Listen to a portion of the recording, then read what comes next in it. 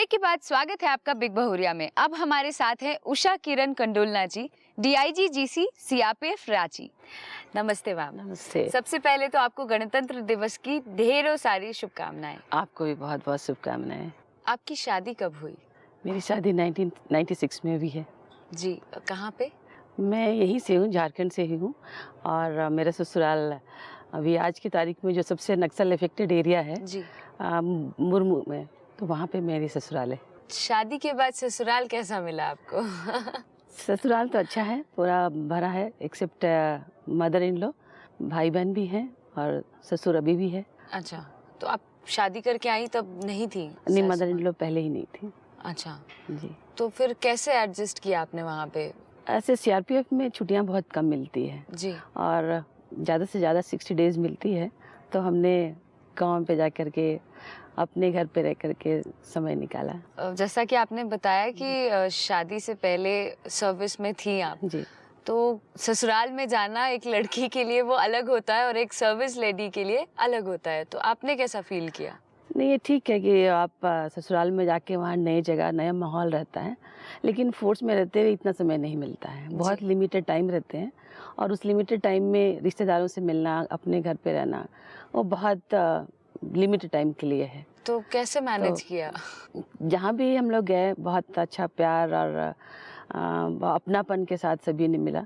जी, तो ऐसी कोई बात नहीं है कि हम काफ़ी लंबे समय के लिए ससुराल में रहे। जी, और जब भी आए तो जितने भी समय के लिए रहे हैं, बहुत प्यार, अपनापन और तो बहुत आप एक सम्मान। आम लड़की बन के गए, एक एटीट्यूड कैरी नहीं किया? नहीं, एटीट्यूड परिवार में कोई एटीट्यूड नहीं होता। जी, परिवार में तो बच्चे ही हैं, बेटी बेटी है, बहू बहू है, जी, तो इसमें ऐसा कोई एटीट्यूड की बात नहीं है। जहाँ नौकरी की बात है वहाँ ऑफिस है, और जहाँ ससुराल और घर की बात है वहाँ बेटी हूँ, बहू। पति की बात करें तो वो कैसे मिले आपको?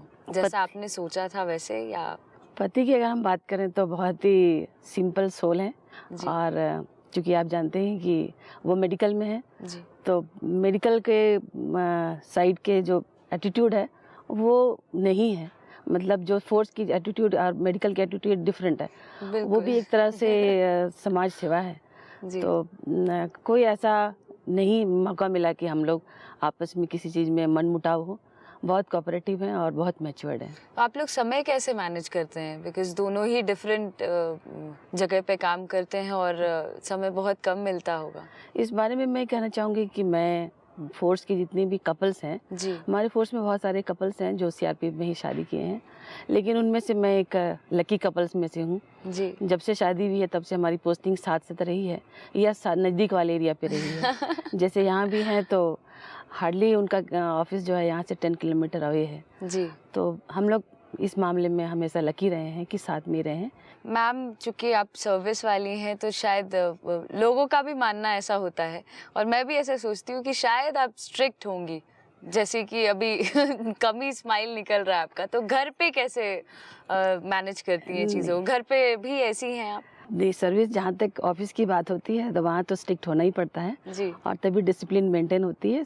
नियम जो नियम है उनको पालन करना और कराना पड़ता है। जी, क्योंकि मैं हेड ऑफ ऑफिस हूँ तो मैं ये मतलब सुनिश्चित करती हूँ कि जो नियम सरकार ने बनाए हैं जी, उसका पालन हो। जी, और जहाँ तक घर की बात होती है तो वहाँ बहुत लाइवली हूँ।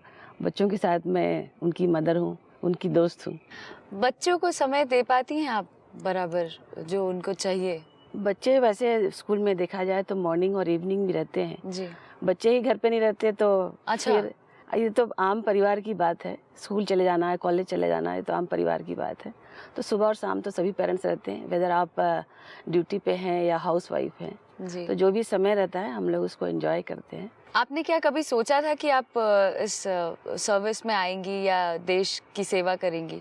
ऐसा जब स्कूल कॉलेज में थे तो ऐसा सोचा नहीं था कि हम फोर्स में आएंगे। जी, लेकिन हाँ, इतनी ज़रूर थी कि मेरे पापा नेवी में थे, तो हमारा बचपना, हमारा सभी चीज़ कोचीन में हुआ, जो नेवल बेस है जी, केरला में। जी, तो हम लोग उसी माहौल में बढ़े, और फिर पापा भी हमारी तरह ही फोर्स में थे, तो कम समय के लिए छुट्टियों में आना, तो एक जो फोर्स की तरफ झुकाव था वो शुरू से ही था। जी, और विशेषकर नेवी वालों की जो ड्रेस है उसको देखते ही आप भी महसूस करते हैं कि बहुत रॉयल है। बिल्कुल। तो एक थोड़ा एटीट्यूड उधर था, डिक्लाइनेशन, लेकिन जब ये इसका मौका मिला तो हमने ज्वाइन कर लिया इसको। उन बहुरियाओं को आप क्या संदेश देना चाहती हैं जो कि अब हाउसवाइफ भी हैं, अपने घर को भी संभाल रही हैं और साथ साथ आपके जैसे पद को भी संभाल रही हैं? मैं उनको ये संदेश देना चाहूँगी कि इस फोर्स को केवल देखें ना, इसमें आकर के एक बार ज्वाइन करें। ये बहुत अच्छी फोर्स है और इसमें बहुत सारी सुविधाएं भी हैं जो नॉर्मली हम अगर समाज में देखें जी। तो जब एक लेडी काम करने जाती है, किसी सर्विस ज्वाइन करती है, तो बहुत सारी समस्याएं आती, कहाँ रहेंगी, कैसे रहेंगी, किन के साथ रहेंगी, कहाँ रहना होगा। लेकिन मैं ये कहना चाहूँगी कि ये बल, ये फोर्स बहुत अच्छा है, ये बहुत सिक्योर फोर्स है, जहाँ पे सभी को रहने के लिए और बाकी चीज़ के लिए बहुत सुविधाएं हैं, सेफ्टी है, सिक्योरिटी है।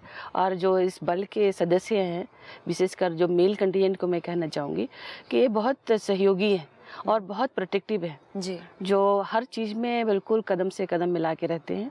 बहुत अच्छी बातचीत हो रही है आपसे, लेकिन आपके बारे में कुछ और जानने के लिए आइए खेलते हैं एक छोटा सा रैपिड फायर। विश्वास पति से या पिता से? पति का विश्वास अलग है और पिता का विश्वास अलग है। अगर हम पिता से विश्वास करते हैं तो उसकी एक गरिमा है, और पति से जब हम विश्वास करते हैं तो वो हमारा हक है कि वो मेरे को ही मिलना चाहिए। प्यार माँ से या सासू माँ से? इस मामले में मैं आपको पहले बताया था कि सासू माँ मेरे उनसे मुलाकात नहीं हुई, और जहाँ तक माँ की बात है उसका स्थान कोई नहीं ले सकता। खुशी मायका या ससुराल? जहाँ तक खुशी की हम बात कहें तो माँ के घर है, वहाँ पे खुशी अपने एक बच्चे की तरह मिलती है, और जहाँ ससुराल की बात है वहाँ एक सम्मान की तरह है, और वहाँ भी प्यार मिलता है, लेकिन एक बहुत सम्मानित रूप में मिलता है। आज़ादी पिता के साथ या पति के साथ? पिता अब नहीं रहे, लेकिन दोनों के साथ आज़ादी है। पिता की बात आते ही आप काफ़ी भावुक हो गई हैं। जाहिर सी बात है, नेचुरली एक बेटी के लिए बाप तो सर्वोपरि है। बिल्कुल। लेकिन कुछ और जानना चाहूँगी मैं आपसे। आकांक्षाएं माँ से या सासू माँ से? आकांक्षाएं ससुराल से बहुत अच्छा है, क्योंकि हमारा फैमिली बहुत छोटा है जी। तो जो भी है पूरी तरह से 100% हमारे साथ है। तो जो भी आकांक्षाएं हमारी उनके साथ है, चाहे वो मैं उनमें हूँ या वो उनमें है, हम लोग एक दूसरे में हैं। ये ढूंढना मुश्किल है कि क्या ये ससुराल है या फिर ये मेरा घर है। दोस्ती बहन या ननद? दोस्ती बहन तो बहन है, जो इसके साथ मैंने पिछले 50 साल निकाल दिए, और जहाँ तक ननद की बात होती है वो एक ऐसा रिश्ता है जो बाद में जुड़ करके भी एक अपना ऐसा बन गया है, एक अपना अंग बन गया है जी। तो ननद की भी उतनी इम्पोर्टेंट है जितनी एक बहन की इम्पोर्टेंट है। आप रिपब्लिक डे पे क्या संदेश देना चाहेंगे हमारे व्यूअर्स को? मैं आज के दिन के लिए मैसेज देना चाहूँगी कि हमारा देश जो सबसे बड़ा गणतंत्र देश है, आप जानते हैं विश्व में सबसे बड़ा एक गणराज्य है, जो अपना एक बहुत ही महत्वपूर्ण दिवस आज सेलिब्रेट कर रहा है। मैं ये कहना चाहूँगी कि सभी भिन्नताओं में भी ये देश में एकता है, और इस एकता को बनाए रखने के लिए हम सभी अपना योगदान दें। जिस चीज़ में भी हम काम करते हैं उसमें अपना 100% अपना योगदान बनाए रखें। और चूँकि मैं एक बल से हूँ तो मैं ये चाहूँगी कि देश में शांति और सद्भावना हमेशा बनी रही। भाईचारे को हम आमंत्रित करते हैं, सभी एकजुट होकर के इस देश के लिए अपना महत्वपूर्ण योगदान अवश्य दें। बहुत ही अच्छा संदेश दिया आपने और बहुत अच्छा लगा आपसे बात करके। तो यहाँ पे हम आपको देना चाहेंगे बिग मैजिक गंगा परिवार की ओर से ये बिग बहुरिया photo frame with silver coin.